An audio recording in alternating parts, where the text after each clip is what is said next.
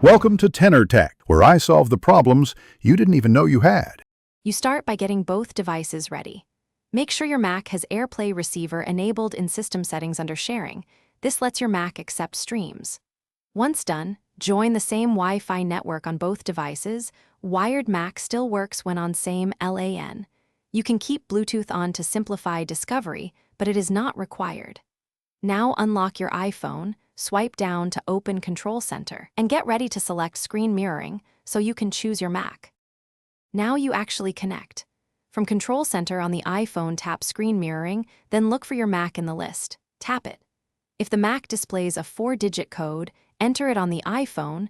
This authenticates the session and prevents accidental connections. For playing audio only, open Music or the Audio app and tap the AirPlay icon instead of screen mirroring. Make sure Do Not Disturb is off if you expect connection prompts, because notifications can hide the code dialog.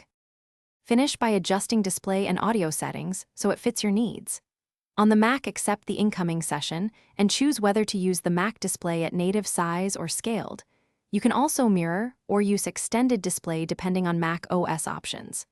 Use the iPhone orientation lock or app settings to control rotation and aspect. If it stutters or fails to connect, restart Wi-Fi on both devices, toggle AirPlay receiver off and on, or reboot the Mac. Most issues. Thanks for watching. Subscribe to keep your life in tune.